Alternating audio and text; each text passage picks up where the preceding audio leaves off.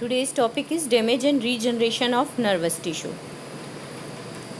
Nervous tissues are made up of neurons or neuronal cells. Neurons, whenever get damaged, they have very limited capacity of regeneration. A, a destroyed neuron is permanently lost. Only some type of damage can be repaired. कौन कौन से damage जो हैं वो repair हो जाते हैं और कौन कौन से डैमेज जो रिपेयर नहीं हो सकते हैं। जो रिपेयर हो सकते हैं या जो रीजनरेट हो सकते हैं वो होता है पेरिफेरल नर्वस सिस्टम के myelinated axons can be regenerated, और वो भी जब सेल बॉडी उनकी इंटैक्ट होती है तब वो रीजनरेशन की पावर उनमें होती है।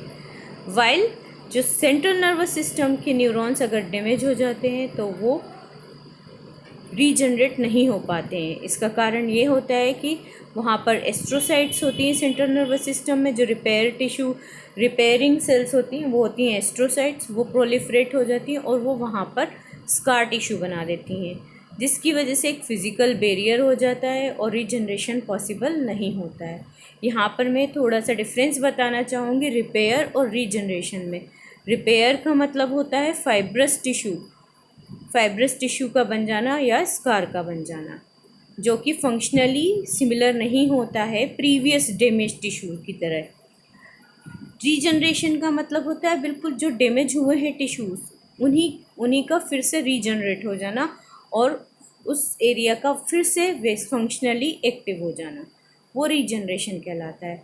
तो जो CNS है इसमें अगर डैमेज होता है तो वहाँ एस्ट्रोसाइट बन जाते हैं और वहाँ रिपेयर की प्रोसेस होती है, वहाँ पर फाइब्रस टिश्यू बन जाते हैं। लेकिन पेरिफेरल नर्वस सिस्टम में अगर डैमेज होता है तो वहाँ अगर पेरिफेरल नर्वस सिस्टम के माइलिनेटेड एक्सॉन्स में डैमेज होता है, जब उनकी सेल बॉडी इंटैक्ट है तो वो रीजनरेट हो जाते हैं और रीजनरेट होके फंक्शंस को अपने मेंटेन कर लेते हैं। ये हो गया इसका इंट्रोडक्शन। अब हम पढ़ेंगे डैमेज। जब डैमेज होता है, सपोज पेरिफेरल नर्वस सिस्टम के किसी माइलिनेटेड एक्सॉन्स पे डैमेज हुआ, तो वहाँ पर डैमेज होने के बाद क्या क्या चेंजेस आएंगे। सबसे पहला चेंज आता है सेल बॉडी में, फिर चेंजेस आते हैं axon distal to the site of injury. Cell body के अंदर चेंज आता है क्रोमेटोलाइसिस का मतलब होता है जो सेल बॉडी के अंदर निजल ग्रेन्यूल्स होते हैं, ये Nissl granules finally granular masses में ब्रेकअप हो जाते हैं, इसे क्रोमेटोलाइसिस कहते हैं।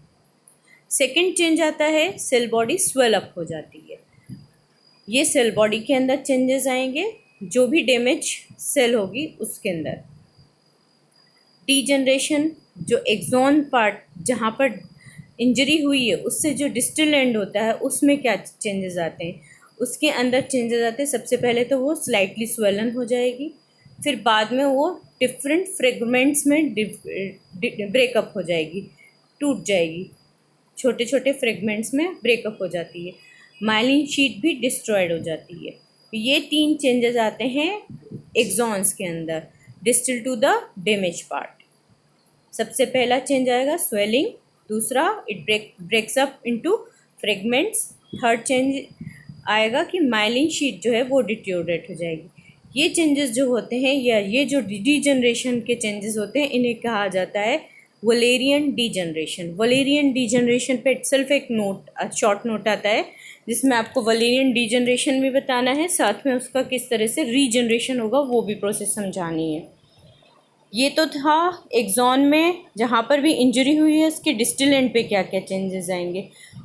अब प्रोक्सिमल एंड पे जो चेंजेस आते हैं वो चेंजेस हम डिस्कस करेंगे। प्रोक्सिमल एंड पे जो चेंजेस आते हैं उसे हम बोलते हैं रेट्रोग्रेड डिजनरेशन मतलब जहाँ पर भी इंजरी हो रही है उससे प्रोक्सिमल साइड में चेंजेस आते हैं। वो कहाँ तक चेंजेस आते हैं, वो आते हैं फर्स्ट नोड ऑफ रेनवियर तक चेंजेस आएंगे।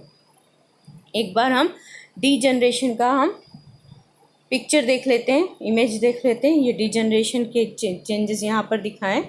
सबसे पहले निजल ग्रेन्यूल, सेल बॉडी की निजल ग्रेन्यूल्स पर देखेंगे हम। निजल ग्रेन्यूल फाइन फ्रेगमेंट्स में डिवाइड हो जाता है। जो छोटे छोटे ब्लैक डॉट्स दिखाई दे रहे हैं सेल बॉडी पे, वही है।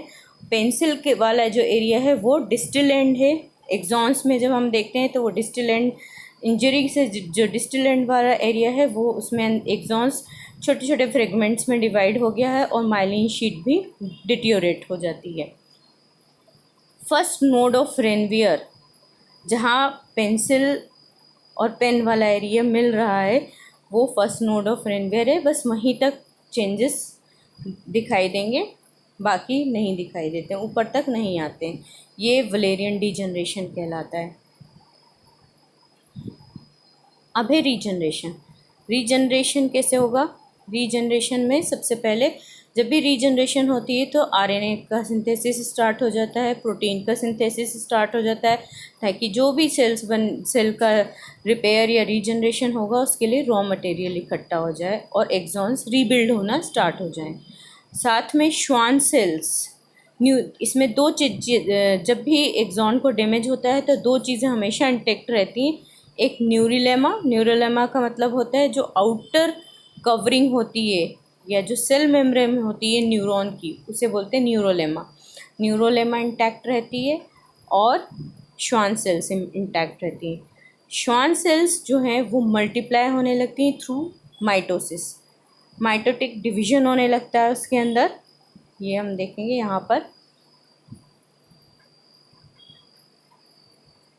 माइटोटिक डिवीजन होने लगता है और माइटोटिक डिवीजन होके जो श्वान सेल्स हैं, सी डायग्राम है उसमें आप देखेंगे इंजर्ड साइट जो है, इंजर्ड साइट में आप देखेंगे कि श्वान सेल्स हैं वो मल्टीप्लाई होके ट्यूब का फॉर्मेशन कर देती हैं और साथ में आरएनए सिंथेसिस, प्रोटीन सिंथेसिस होता रहता है। ये आरएनए और प्रोटीन सिंथेसिस एक्सॉन्स को रिपेयर करना स्टार्ट कर देता है और साथ में माइलिन शीट का फॉर्मेशन भी स्टार्ट कर देता है। एक्सॉन्स बन जाते हैं, माइलिन शीट बन जाती है और न्यूरोलेमा ऑलरेडी इंटैक्ट है। ये रीजनरेशन की प्रोसेस कंप्लीट हो जाती है इस तरह से। रीजनरेशन कब नहीं होता है? रीजनरेशन नहीं होगा जब इंजरी होगी सेल बॉडी को, या फिर न्यूरोलेमा और श्वान सेल भी डैमेज हो जाएंगे, इतनी सीवियर इंजरी है, या फिर इंजर्ड साइड जो है वो बहुत बड़े एरिया को इन्वॉल्व कर रही है, तो फिर रीजनरेशन पॉसिबल नहीं होता है।